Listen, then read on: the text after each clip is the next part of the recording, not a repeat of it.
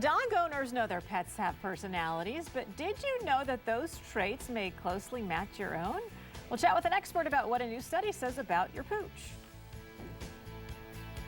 Oh, he's so cute. All right, we're joined out here in the back lot by Colleen Demling, the owner and head trainer at Pawtopia Dog Training here in San Diego. Hi. Now, we've been telling you about this all morning long. Right. We pick dogs that are like us. And tell me a little bit about where that study was conducted and what it showed. Well, what's interesting is for years we've always said our pets look like us. You know, Truth and I are coordinating today, but what Natural Balance did recently was a study of over 1,000 dog owners, and they found some really interesting things. Like if you're an extrovert, it's likely that your dog's an extrovert.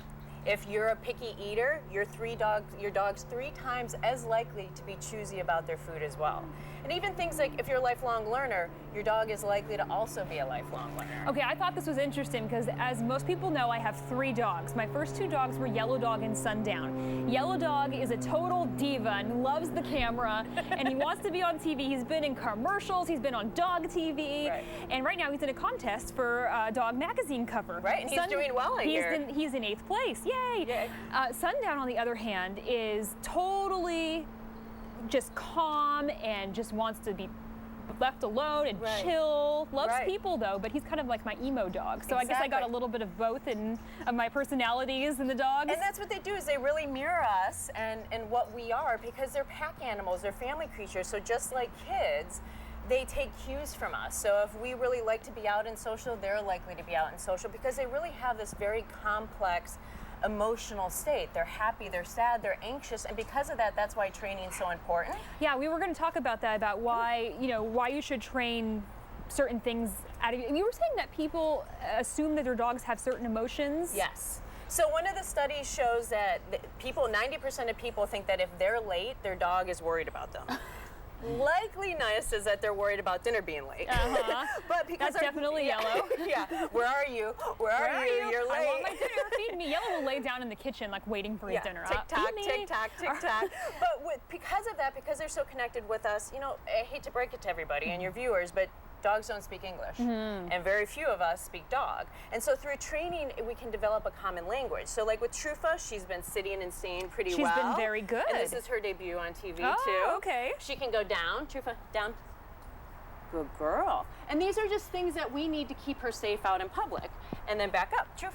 What would you think is this? I think stay is probably the single most important command. Yes. Do you think that is as well? I do too, because when you're out in public with them, and dogs are such a part of our lives now, with social media, with modern technology, sometimes we're missing that human touch.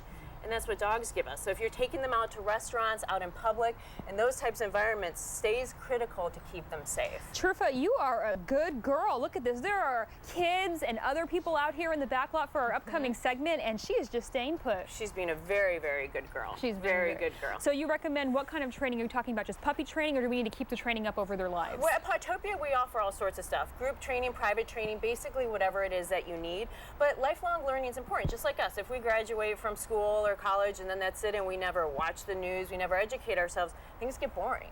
And with dogs, it happens to them too. So lifelong learning is important, especially because we are taking them so many places. We're taking them into hospitals, we're having them visit children, we're out in public with us, because studies have also shown that just the mere presence of a dog calms you. Calms you. Calms me.